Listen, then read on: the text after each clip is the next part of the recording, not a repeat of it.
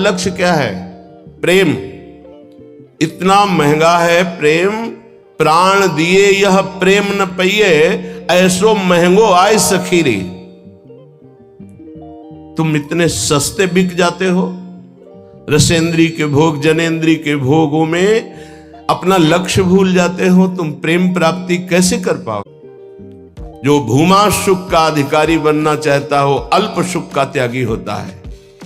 जो अल्प सुख में रमण करने लगता है, भूमा सुख के अधिकार को खो देता है। भूमा सुख परमात्म सुख। जिसकी बुद्धि इतनी प्रवीण है कि हमारा लक्ष्य है प्रेम, तो प्रेम के आगे कुछ नहीं,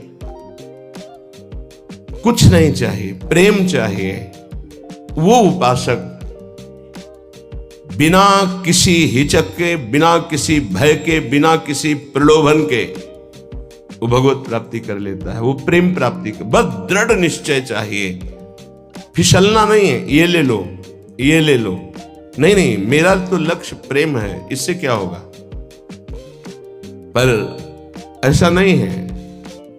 वो प्रेम तो बाद में मिल ही जाएगा, पहले हमें भोग लेते हैं। बस यही त्रुटि जीवन को नष्ट कर देती है। यही कमी हमारी हमको आगे नहीं बढ़ने देती। नहीं, परमार्थ में थोड़ा भी नाम जप करने वाला, थोड़ी भी साधना करने वाला, उसको अनुभूतियां होने लगती हैं। चल चला चल राह में अनुभूतियों का ले सहारा, कौन तेरा साथ देगा, व्यर्थ में किसको पुकारा। परमार्थ के पथिक का कोई और साथ नहीं देता, उसकी अनुभूतियां साथ देती है।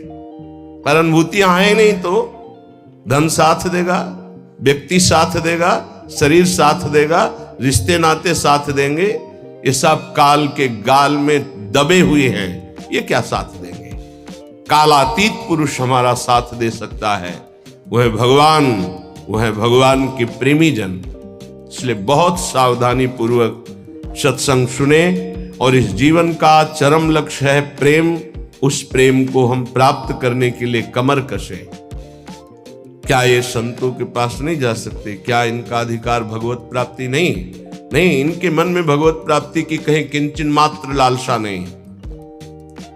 पद और प्रतिष्ठा, भोग और ऐश्वर्य, नाम और कीर्ति, बस इतना ही लक्ष्य है। इसलिए प्रेम मार्ग के उपासक को कभी इनका संग नहीं करना चाहिए। हाँ, कोई महाभागवत और पद पर विराजमान और भगवत भजन में लगा हुआ, भगवत प्राप्ति की लालसा वाला, उसका हृदय से स्वागत करना चाहिए। ऐसा नहीं कि कोई हो ही नहीं सकता। अम्बरीश जी महाराज चक्रवर्ती, सम्राट और महाभागवत, बड़े महाभागवत राजा हुए। दशरथ जी महाराज चक्रवर्ती, सम्राट, वैसे महाभागवत कि भगवान उनके पुत्र श्री राम के रूप में आए। तो जो भगवान से विमुख है, केवल पद का ही अभिमान रखता है, राजपने का अभिमान रखता है, भोग ऐश्वर्य में घमंड में है, ऐसों का संग कभी भक्त को नहीं करना चाहिए। अभिमानिन ते न्यारे, भूत भविष्य लोक 14 में भये होए हरि प्यारे, तिन तिन सो व्यवहार हमारो, अभिमानिन ते न्यारे। किमनो भूपई, मुझे क्या प्रयोजन है। एक ब्रज के भक्तों के चरित्र में आता है, एक संत की कुटिया पर राजा दर्शन करने के लिए गए तो वो भिक्षा मांगने गए। दूर से उन्होंने देखा बड़ा राजा का वैभव, हाथी घोड़ा, सब लोगों से पूछा है क्या है। बोले राजा दर्शन के लिए। भागे और गांव में गए और कहा हमारी कुटिया में आग लग गई है, जल्दी बचाओ, जल्दी बचाओ। गांव के लोग भागे, वहां गए तो देखा राजा समझ गए। उन्होंने हाथ जोड़ा और कहा महाराज क्षमा चाहते हैं, पर वो महाराज तो भाग गए, ऐसा कहकर वो दर्शन नहीं देंगे, आप चले जाइए यहाँ से। यदि आप अपना मंगल चाहते हैं तो महात्मा को कष्ट मत दीजिए, वो आपसे मिलना नहीं चाहते, आप चले जाइए यहाँ से। वो चले गए। किम भूपई, मुझे क्या प्रयोजन है। जो राजपद के अभिमान में है, किसी भी पद में, उससे क्या प्रयोजन है। अगर अभिमानियों का संग होगा तो अभिमान जागृत हो ही जाएगा। अभिमानियों का, पदाभिमानियों का संग होगा तो भगवद आश्रय छूट ही जाएगा पक्का। ले लो हमारा फोन नंबर, मैं तो आपकी आज्ञा पर चलूंगा, आप केवल फोन कर दीजिए, सब ठीक हो जाएगा। मर गया साधक। जीवन में अन्य आश्रय आना अपनी साधना से भ्रष्ट हो जाना है। एक भरोसो एक बल एक आस विश्वास, एक राम घनश्याम हित चातक तुलसीदास।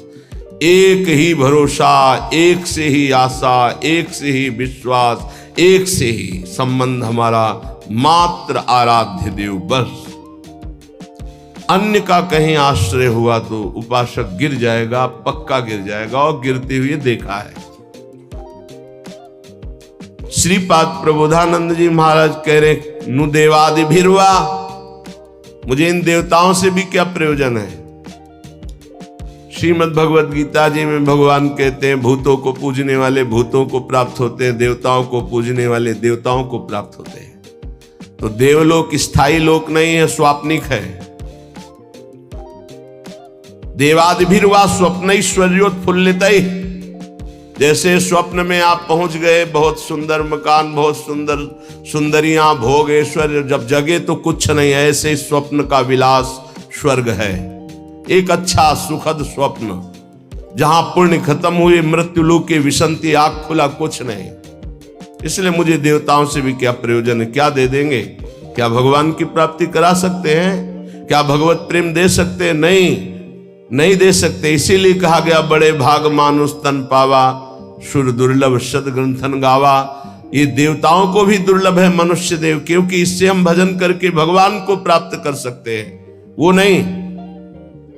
श्रीपाद करे शून्यावलंबीर, कुछ आराधना करने वाले ऐसे हैं कि शून्य की उपासना करते हैं। अरे ध्यान ही करना है तो सच्चिदानंद भगवान के नाम रूप का ध्यान करो, समय सार्थक हो जाएगा। किम वैष्णवैर वापी, वैष्णव धाम वैकुंठ से भी हमारा क्या प्रयोजन है? ये तो सखाओं को पसंद नहीं आया।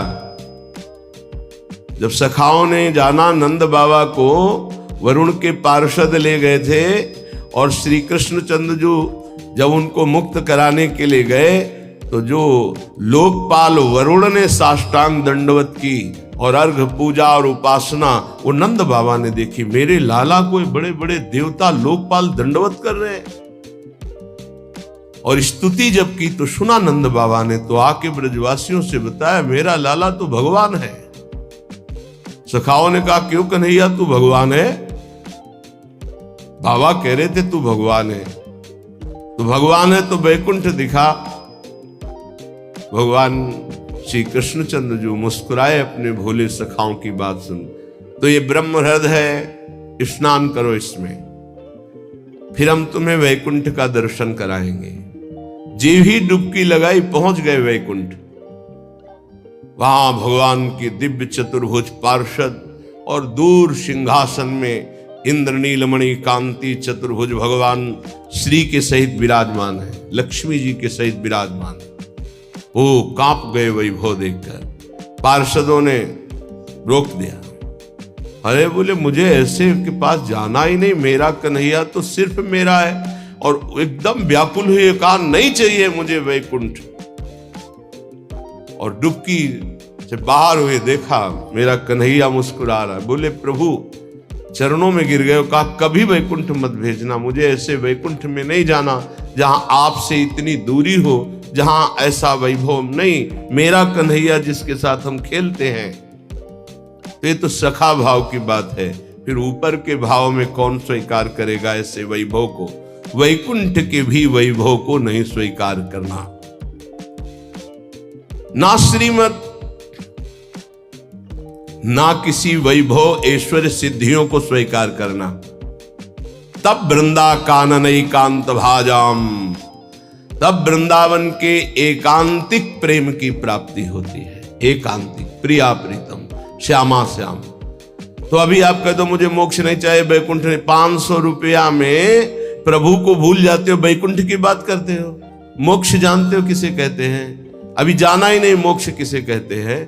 जरा से लौकिक सुख में तो घुटने टेक देते हो, मोक्ष सुख के त्यागी कैसे हो गए? ये जो त्याग की बात है, ये उन भजनानंदियों की जिनकी स्थिति में आ चुके हैं, वो चाहे तो वैकुंठ मिल जाए, चाहे तो योग की सिद्धियां मिल जाए, चाहे तो मोक्ष मिल जाए, वो उनका त्याग किए हुए हैं। पहले मर्त सुखों का तो त्याग कर दो, मृत्यु लोक के सुखों का तो त्याग करो अंदर से, तब ऊपर के सुख अपने आप तुमको दिखाई देने लगेंगे। श्रीपाद कह रहे हैं शम सर्वेषाम अप्रयासेन दात्री द्वित्रैकांति प्रेम पात्रैक पात्री आनंदात्मा शेष सत्वा निधात्री श्री वृंदाटव्यस्तुमेन्धस्य धात्री। आयास प्रयास से जो सुख मिलता है वो अल्प होता है। जो आप प्रयास करते हो उसे कर्म कहते हैं। कोई भी कर्म प्रारंभ और अंत वाला होता है, तो किसी भी कर्म का फल अनंत नहीं हो सकता। वो प्रारंभ और अंत वाला ही सुख देगा। अनंत सुख की प्राप्ति कर्मों से नहीं होती, कर्मों के त्याग से होती है। जो अपने साधन का भरोसा नहीं रखता है, इष्ट का भरोसा रखता है और खूब साधन करता है, ये दो बातें समझ में नहीं आएंगी।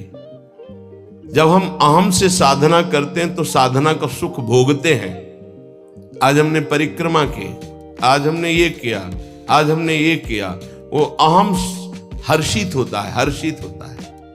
ये भगवत प्राप्ति नहीं करा पाएगा, क्योंकि जब तक अहंकार है तब तक भगवत प्राप्ति नहीं होती। इसीलिए सर्वेषु साधन वरेश चिरम निराशा। साधन हो रहा है पर मुझे कृपा का भरोसा है लाडली की। ये प्रायः साधक ना समझ पाने के कारण कहते हैं जब कृपा से हो जाएगा तो साधन करने की जरूरत क्या है, तो असाधन करोगे। तो कृपा प्राप्ति के लिए मन कर्म वचन छाण चतुराई भजत कृपा करिए रघुराई। मन कर्म वचन त्रिशुद्ध सकल मत हम श्री हित हरिवंश उपासी। वृंदावन में विराजमान सहचर्यों के मध्य में प्रिया प्रीतम की रात दिन सेवा भजन उपासना परिक्रमा ये सब कर रहे हैं, पर हमें भरोसा लाडली का है, अपने साधन का नहीं है। इस साधन से लाडली मिलेंगी ऐसा नहीं है, नहीं, ये तो सब हो रहा है उनकी कृपा से, पर मुझे भरोसा है मेरी लाडली अपनी कृपा से मुझे मिलेंगी।